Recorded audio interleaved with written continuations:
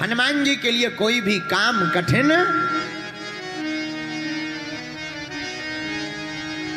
इसीलिए आप सभी लोग यह चौपाई पहले गा लीजिए। कबन सुकाजे कठिन जग माही,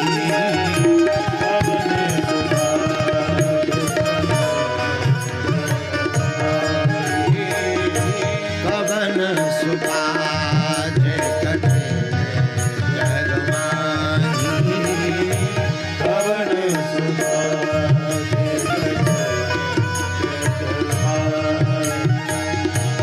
जो नहीं होई तात तुम पाई, जो नहीं होई तात तुम पाई, जो नहीं होई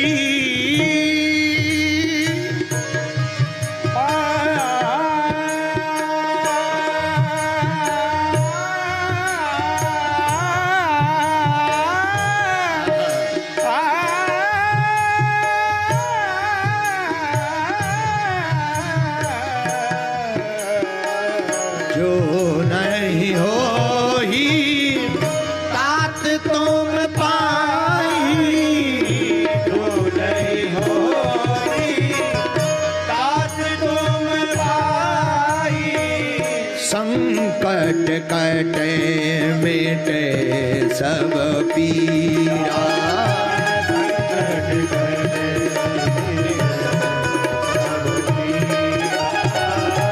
जो सुमरे हनुमत बलबीरा, जो सुमरे हनुमत बलबीरा, श्री राम जय राम जय जय राम, श्री राम जय राम जय जय राम, श्री राम जय राम जय जय राम। मेरे प्रिय सज्जनों, मेरी आत्माओं, चौपाई का अर्थ है हनुमान जी के लिए दुनिया में कोई भी काम कठिन नहीं है, सब कुछ संभव है। भैया, जिसके पास राम जी की भक्ति होती है उसे असंभव भी सब संभव नजर आता है। यह राम जी की भक्ति का सिद्धांत, राम जी की भक्ति का सिद्धांत असंभव भी संभव नजर आता। मेरे पागलों, हम तुम्हें ध्यान केंद्रित करते हुए ये कहना चाह रहे, मेरे प्रियजनों, हनुमान जी की भक्ति जो करता है, हनुमान जी को जो पुकारता है, लेकिन याद रखना, हनुमान जी की भक्ति करने के लिए चित्र की आवश्यकता नहीं, चरित्र सुधारने की आवश्यकता है।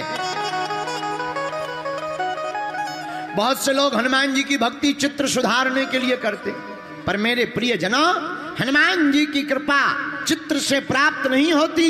हनुमान जी की कृपा को पाने के लिए तो चरित्र की आवश्यकता होती है। अच्छा, हनुमान जी की कृपा पाने के लिए चरित्र की क्यों आवश्यकता है?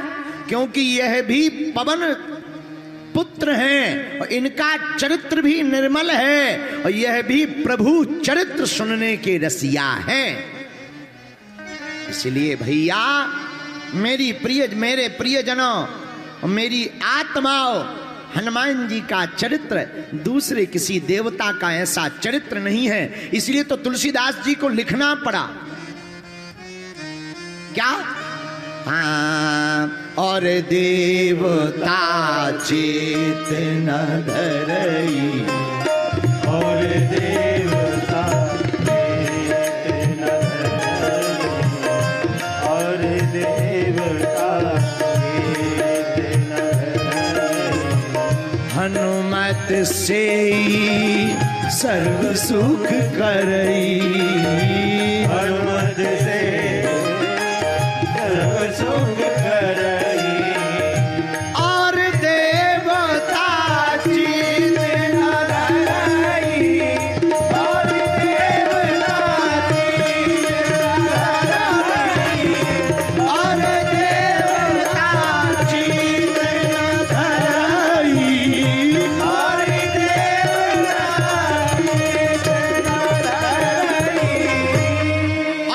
कोई देवता ध्यान देवे या ना देवे, पर मेरे पागलों अपनी जिंदगी की डायरी में नोट कर लेना, अगर तुमने हनुमान जी की शरण पकड़ ली तो हनुमत से ही सर्व सुख कराई। आप सब सुख पा सकते हो, इसीलिए हनुमान जी की कथा जरूरी है। और आज का सौभाग्य तो और बढ़िया, सांचौर वाले तो वैसे ही महान होते हैं, लेकिन तुम लोगों के लिए आज का सौभाग्य और बढ़िया है। जिस दिन कथा शुरू हुई थी उस दिन अक्षय तृतीया थी, आज तीसरे दिन की कथा है। और आज पूरे भारत विश्व में मातृ दिवस मनाया जाता है। कौन सा दिन मनाया जाता? मातृ दिवस। लेकिन देखो तो सोशल मीडिया का कितना अजब गजब जमाना आ गया। माता जी के लिए एक ही दिन, अरे भैया माता के लिए तो दिन दिन क्या, जन्म जन्म दे दो तब भी दिन कम है। लेकिन धन्यरी सोशल मीडिया, इसने प्राण खा लिए। एक दिन कह दिया हैप्पी मदर्स डे और बस हो गया काम। बुरा ना मानना, पढ़े लिखे युवान बच्चे खड़े हैं, बैठे हैं। मेरे युवानों, मेरे भाइयों, मेरी बहनों, मां तो आखिर मां होती है, वो किसी की भी हो, मां तो आखिर मां होती। दुर्गा सप्तशती में आचार्य कहते हैं कुपुत्रो जायेत कुचदपि कुमाता न भवति। पूत कपूत हो सकता, लेकिन माता कभी कुमाता नहीं हो सकती है। मां तो मां होती है। बड़े खुशनसीब होते हैं जिनके मां होती है। कुछ लोग तो मां के लिए तरसती भैया, जिन्हें मां की छत्र छाया मिली हो, जिन्हें मां का आशीर्वाद मिला हो।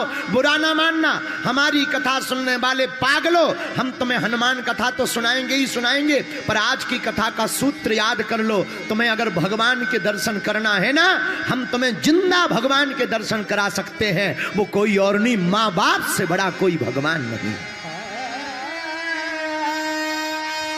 महाराज शंकराचार्य जी की परंपरा में भी लिखा, अगर कोई सन्यासी त्रिदंडधारी आचार्य महापुरुष है, वह त्रिदंडधारी महापुरुष के सामने अगर मां आ जाए तो दंड को बगल में रखकर साष्टांग दंडवत प्रणाम करने की आज्ञा है,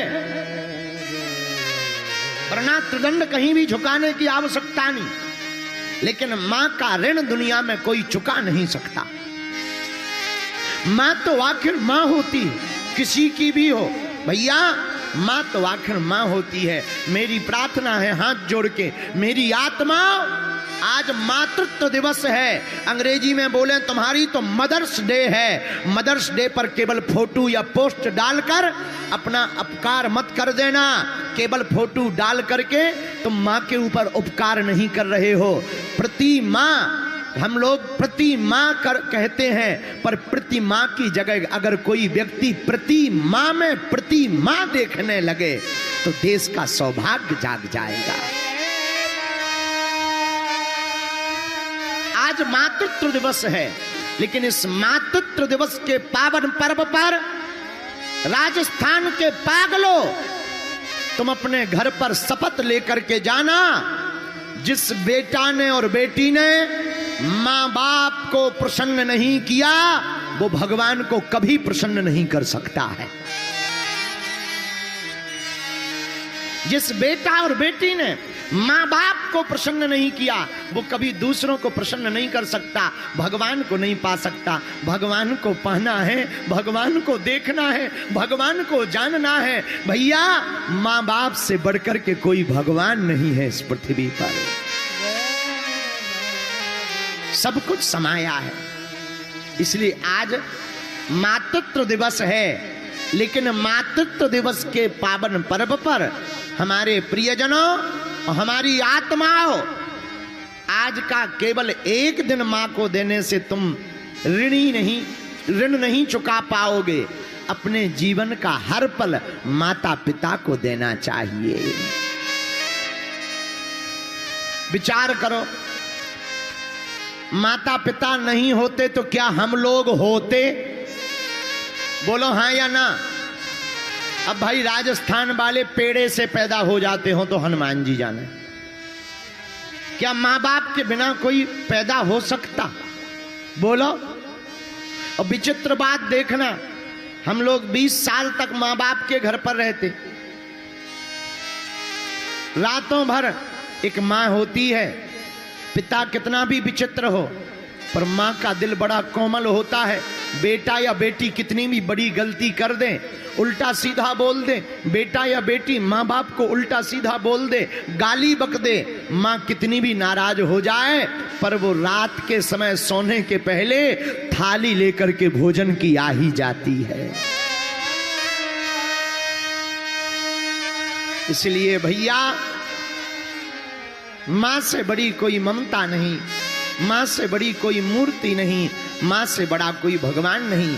आज मातृत्व दिवस के पावन पर्व पर हम यही कहेंगे आप लोगों से कि आप लोग भगवान को प्रसन्न करने तो आ ही गए, बागेश्वर बालाजी की कृपा पाने तो आ ही गए, सन्यासी बाबा का आशीर्वाद लेने तो आ ही गए, लेकिन एक काम करना, आज के बाद प्रतिदिन अपने मां बाप को प्रणाम जरूर करना। और केवल प्रणाम नहीं करना, कई लोग प्रणाम भर करते हैं। देखो सच बात बोले, हम लोग माता पिता को तो मानते हैं पर माता पिता की नहीं मानते। माता पिता को तो मानते हैं पर माता पिता की नहीं मानते। अब तू होना उल्टा चाहिए, माँ बाप को तो मानना चाहिए लेकिन माँ बाप की बात को भी मानना चाहिए। बोलो जय सिया राम, जोर से बोलो, और जोर से बोलो, और जोर से बोलो। भैया मां से बड़ी कोई ममता नहीं है। तो आप सभी राजस्थान वासियों को, संपूर्ण भारत वासियों को आज आप सबको मातृत्व दिवस की ढेर सारी शुभकामनाएं हैं। बोलो हनुमान जी महाराज की। और आपको पता है आज मातृत्व दिवस के पावन पर्व पर हम पथमेड़ा गए थे। वहां हमने गौ माता के दर्शन किए, वहां पर हमने गौ माता का पूजन किया, वहां पर हमने गौ माता को प्रणाम किया। धन्य है पथमेड़ा वाले महाराज जी, क्या अद्भुत गौ सेवा कर रहे हैं। हम लोग वहां जाकर के देखा हमने, ऐसी ऐसी गौवंश माता, ऐसी ऐसी गौ माता है जो निराश्रित हैं, अंधी हैं, जिनको खाने की व्यवस्था नहीं। पर धन्य है श्री पथमेड़ा वाले महाराज जी, लगभग 1 लाख गौ माता की सेवा पथमेड़ा में चल रही है। धन्य है राजस्थान, एक गौ माता में 33 कोटि देवता होते हैं। धन्य है राजस्थान, यहां तो लाखों गौ माता में 33 कोटि देवी देवता डोल रहे हैं, उनकी सेवा चल रही है। बड़ा आनंद आया, हमने दर्शन किए से वहां पर, और केवल दर्शन नहीं किए भैया, हमने जो है वहां पर प्रण भी लिया। 2025 में अथवा 26 में जब भी समय मिलेगा 3 दिन की कथा पथमेड़ा गौशाला में ही सुनाएंगे।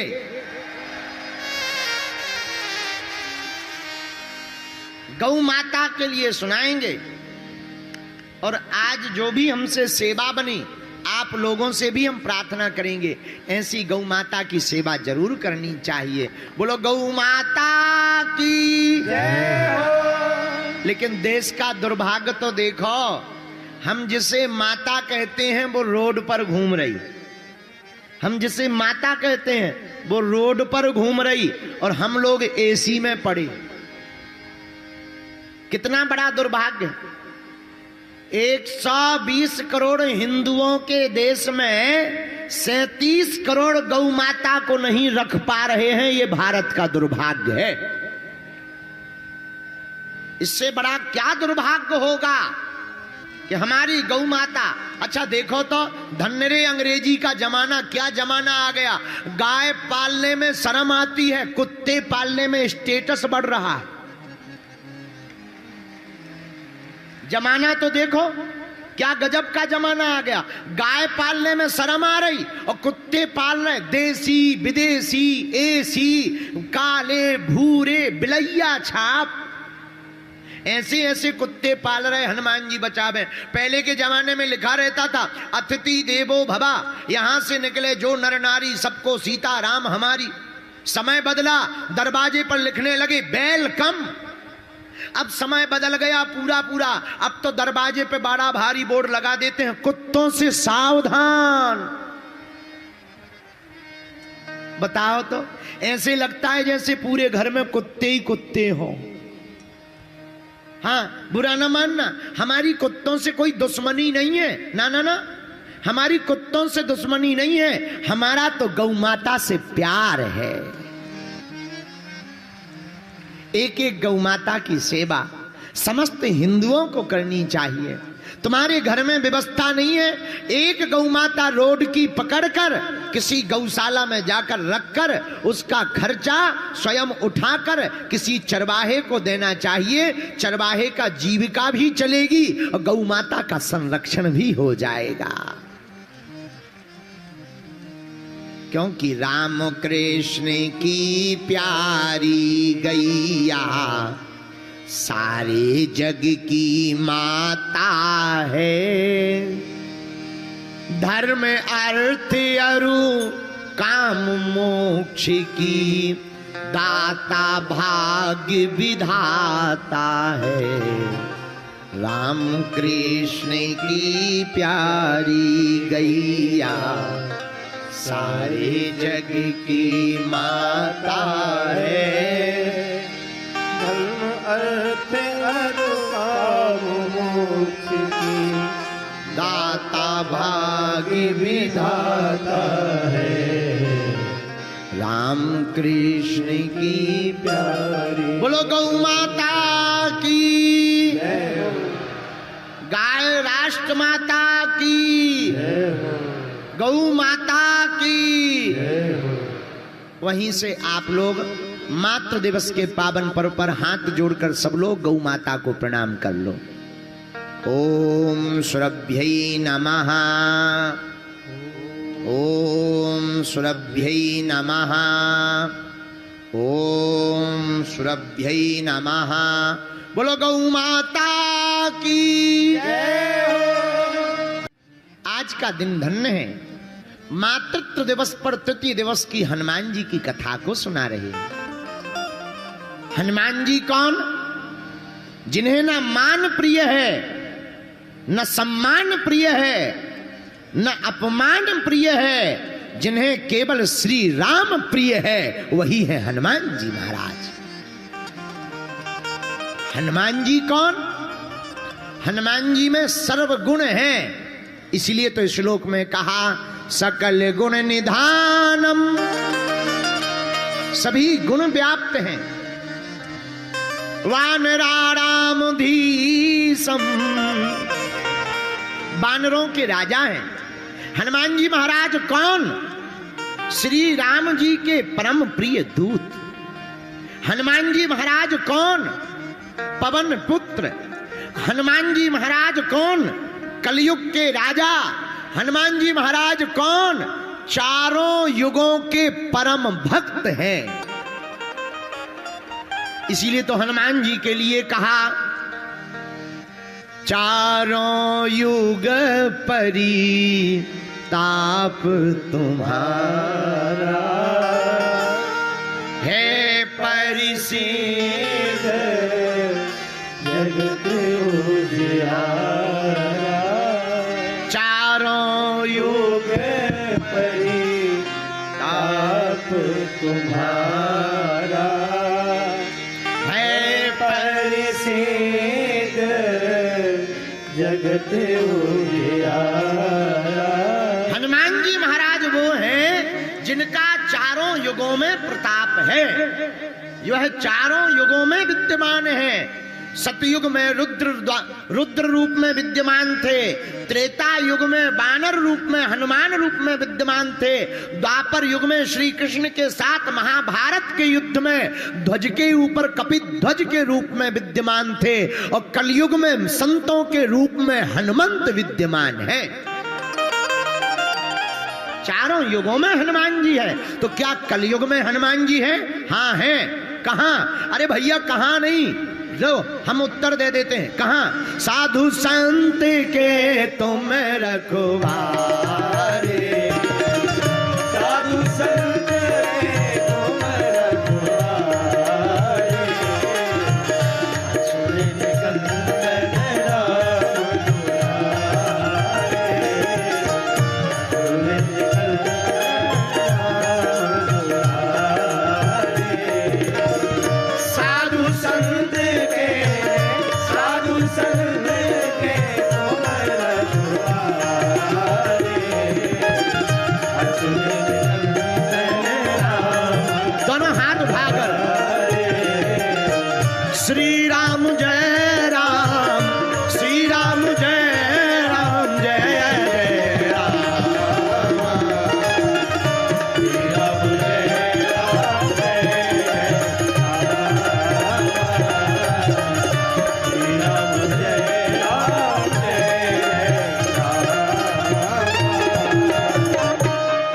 हनुमान जी महाराज कहाँ हैं?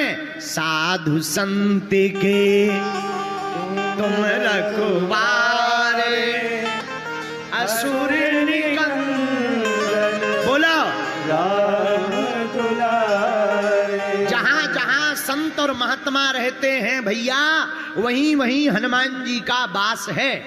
हनुमान जी किसके रक्षक हैं? संतों के रक्षक हैं। किसके रक्षक हैं भैया? अरे बोलो बोलो बोलो। संतों के रक्षक हनुमान जी हैं। तो कलयुग में हनुमान जी कहां? जहां महात्मा वहीं हनुमान जी रूपी परमात्मा। जहां महात्मा होंगे वहीं तो हनुमान जी होंगे। देखो, बुरा ना मानना, जिंदगी में हनुमान जी से कुछ सीखो या ना सीखो, छलांग लगाना जरूर सीखो।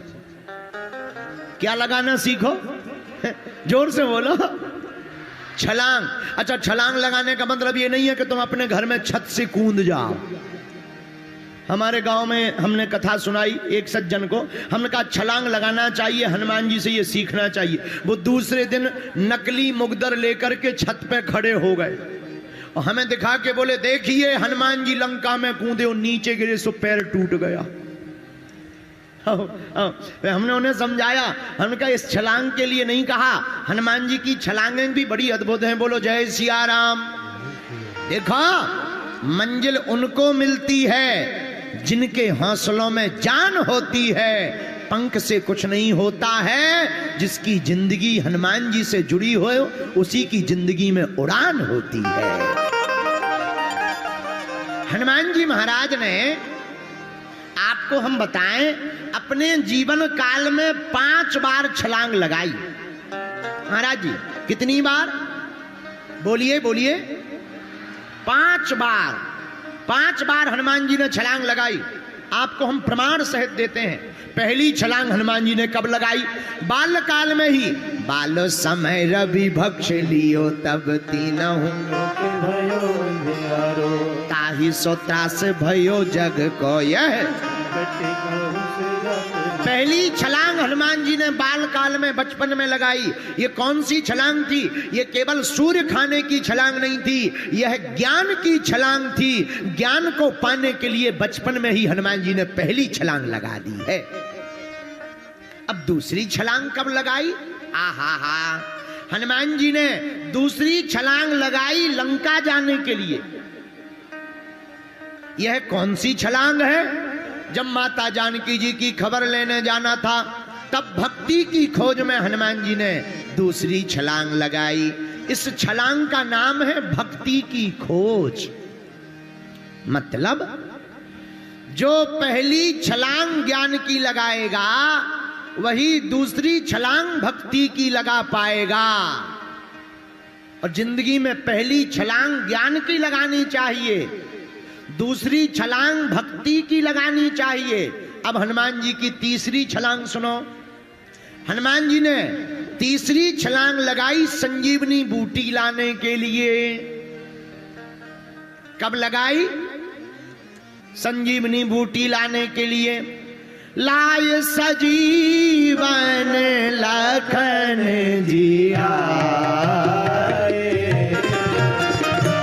लाए सजीवन लखन जी आए, श्री रघुवीर हरषि उर लाए, श्री रघुवीर हरषि उर लाए,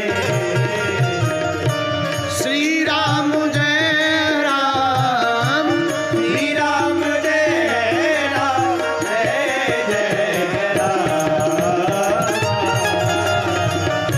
श्री राम जय राम, जय जय राम, श्री राम जय राम, जय जय राम। आहा हा। पहली छलांग बचपन में सूर खाने के लिए, ये ज्ञान की छलांग है। दूसरी लंका जाने के लिए छलांग लगाई, यह भक्ति की छलांग है। तीसरी छलांग हनुमान जी ने संजीवनी बूटी लाने के लिए लगाई, भैया यह बैराग्य की छलांग है। लेकिन चौथी छलांग हनुमान जी ने कब लगाई? आज आपको बहुत बढ़िया बातें सुनने को मिलेगी, बहुत ध्यान से सुनिएगा। हनुमान जी ने चौथी छलांग कब लगाई? जब पाताल लोक का राजा अहिरावण राम जी और लक्ष्मण जी का हरण करके ले गया, तब हनुमान जी राम जी की खोज में छलांग मार करके पाताल लोक में जाकर पंचमुखी रूप धारण करके अहिरावण का वध कर डाला। यह हनुमान जी ने चौथी छलांग लगाई। ये कौन सी छलांग है? पहली ज्ञान की छलांग, दूसरी भक्ति की छलांग, तीसरी वैराग्य की छलांग, चौथी ध्यान की छलांग है। और हनुमान जी ने पांचवी छलांग कब लगाई अपने जीवन काल में? जब राम राजा हो गए, अयोध्या वापस आ गए और राज्य अभिषेक जब गुरु वशिष्ठ तिलक जैसे ही करते हैं, उसी समय हनुमान जी राम जी में विलय होने के लिए छलांग मार करके कूद पड़ते हैं। जय श्री राम, जय श्री राम। यह हनुमान जी की पांचवी छलांग है। भैया इन 5 छलांगों से सीखना क्या है? हमें जिंदगी में भी ऐसे ही चलना है। पहले ज्ञान लेना है, फिर भक्ति पाना है, फिर वैराग्य पाना है, फिर ध्यान पाना है, फिर भगवान को अपने आप पा जाओगे। इन्हीं 5 छलांगों के बल पर हनुमान जी महाराज को एक बल प्राप्त हुआ। क्या? कबन सुकाज कठिन जग माई, कवन सुखाय कठिन जग माई, जो नहीं होई तात तुम पाई, जो नहीं होए तात तुम पाई। श्री राम जय राम, श्री राम जय राम, जय जय राम। श्री राम जय राम, जय जय राम, श्री राम जय राम, जय जय राम। हनुमान जी ने क्रमशः जीवन में छलांग लगाई, इसलिए हनुमान जी महाराज के लिए कोई भी काम कठिन नहीं है। हनुमान जी के भक्त के लिए भी कोई भी काम कठिन नहीं। आहा, हमें एक कथा याद आती है। एक बार श्री चित्रकूट धाम को कौन कौन जानता है? जरा हाथ उठाओ। चित्रकूट को जानते हो? मध्य प्रदेश और उत्तर प्रदेश के बॉर्डर पर है एक धाम चित्रकूट। चित्रकूट में एक माता जी अपने बालक को लेकर के दर्शन कराने गई। वहां एक नदी बहती, मंदाकिनी। कौन सी नदी? जोर से बोलो। मंदाकिनी नदी बहती। आहा, मंदाकिनी नदी में वह माता जी अपने बालक के साथ स्नान करने लगी। स्नान करते करते देखती हैं क्या, भारी बहाव के कारण उनका बालक नदी में बह गया। बालक का पैर फिसल गया और बह गया। बहाव इतना तेज था कि कुछ ही देर में वह बालक गायब हो गया, दिखाई देना बंद हो गया। अफरा तफरी मच गई। वह माताजी आंखों में आंसू भरकर रोने लगे। उनसे तैरते बनता नहीं था, फिर भी वो कूदने को आतुर हो गई। घाट पर खड़े हुए लोगों ने हाथ पकड़ लिया। अरे रुको भाई, पर वो रोने लगी। हमारा बालक चला गया, हमारा बालक चला गया, हमारा बालक चला गया। लोगों ने कहा बहाव तेज है, अब तो ना जाने वो कितनी दूर चला गया होगा, अब नहीं मिलना है। रो मत, कहां की हो तुम, चलो हम तुम्हारे घर छोड़ देते हैं। वह स्त्री रोते रोते कहने लगी, या तो हम घर नहीं जाएंगे, अगर घर जाएंगे तो अपने बेटा को जिंदा लेकर के जाएंगे। पर गांव वालों ने समझाया, बालक का मिलना तो बड़ा मुश्किल है, बालक तो बह गया और मर गया होगा, ना जाने किस पत्थर में चोट लग गई होगी। नन्हा सा बालक है, 3 साल का। लेकिन वह माताजी नहीं मानी। आहा, आंखों में आंसू भरकर रोती हुई दोनों हाथ उठा करके उन्होंने हनुमान जी का ध्यान किया कि हे बजरंग बली, अगर तुम कलयुग में साक्षात हो और सबकी पुकार सुनते हो, तो तुम्हें राजा राम की सौगंध है, हमारे बालक के प्राण बचा लो। और भैया, देखते ही देखते चमत्कार हुआ। एक विशालकाय बंदर ना जाने कहां से आया और पेड़ से कूद करके मंदाकिनी में डुबकी लगा गया, और विशालकाय बंदर ने बालक का हाथ पकड़ करके किनारे पर कर दिया। ऐसे श्री हनुमान जी महाराज, जिनका कलयुग में प्रत्यक्ष स्मरण है, इसलिए राजस्थान के लोगों, सांचौर जिला के पागलों, हमारी बात को तुम गांठ में बांध लो। अगर तुम हनुमान जी की भक्ति करोगे, हनुमान जी के चरण पकड़ोगे, मंगल शनिवार इनके मंदिरों में जाओगे, जिंदगी में तुम्हारा कोई भी काम अटक नहीं सकता है। बोलो जय सिया राम, जोर से बोलो। क्यों नहीं अटक सकता? कवन सुकाज कठिन जग माही,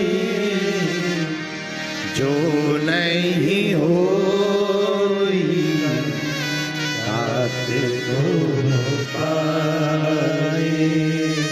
क्योंकि हनुमान जी के लिए कोई भी काम कठिन नहीं है। एक घटना और है। गुजरात में कच्छ के पास, कच्छ से लगभग 100-150 किलोमीटर दूर व्हाइट रन है। वहां भारत पाकिस्तान का बॉर्डर है। वहां बॉर्डर पर एक हनुमान जी का मंदिर है, जिनका नाम है भेड़िया बेट हनुमान। उस मंदिर का निर्माण वर्तमान में स्वामी नारायण संप्रदाय के आचार्यों ने करवाया, भारत पाकिस्तान के बॉर्डर पर। उन हनुमान जी का नाम है भेड़िया बेट हनुमान। हम दर्शन करने गए तो वहां के आर्मी के कमांडर ने हमको बताया, पंडित जी ये जो हनुमान जी हैं ये पाकिस्तान से आए हैं। कहां से आए? पाकिस्तान से। तो हमने कहा ये पाकिस्तान से कैसे आए? बोले जब भारत पाकिस्तान का युद्ध हुआ और भारत को समझौता में लगभग 10 किलोमीटर की जगह खाली करनी थी, तो उस वक्त जब सैनिक अपना सामान उठा करके आ रहे थे तो छोटे से मंदिर में बैठे हनुमान जी, उस वक्त भारत की सीमा थी, तो हनुमान जी ने कहा भैया हमें मत यहाँ छोड़ जाओ, यहाँ ये राक्षस हमारे यहाँ पर अचीकत मचा देंगे, हमको भी तुम साथ लेकर के भारत चलो। तब उस वहां के सूबेदार ने हनुमान जी को अपनी गोद में उठाया, ऊंट की सवारी चलती थी, ऊंट पर बैठाया और भारत की सीमा में जो है व्हाइट रन के पास वहां पर लाकर विराजमान करवा दिया। आज भी भारतीय बीएसएफ के जवान वहां पूजा करते हैं और उनके ही पूजा के उनके ही कैंप में हनुमान जी विराजमान हैं। उनका नाम है श्री भेड़िया बेट हनुमान जी महाराज। इन घटनाओं से सिद्ध होता है कि हनुमान जी आज भी हैं, अभी भी हैं। जो भी हनुमान जी की भक्ति करेगा भैया वह हनुमान जी की कृपा को पा जाएगा। इसीलिए तो हमने गाया है, कबन सुकाज कठिन जग माही, कवन सुकाज कठिन जग माही, जो नहीं होई तात तुम पाही, जो नहीं होई तात तुम पाही। श्री राम जय जय जय राम, श्री राम जय राम, जय जय राम। इसीलिए हनुमान जी को कोई भी काम दुनिया में कठिन, लेकिन तुम लोग कहोगे गुरुजी हमारे तो एक भी काम नहीं हो रहे हैं। भैया हनुमान जी काम भी उन्हीं का करते हैं जो नाम राम जी का लेते हैं। किसका नाम लेते हैं? बोलो बोलो बोलो। राम जी का।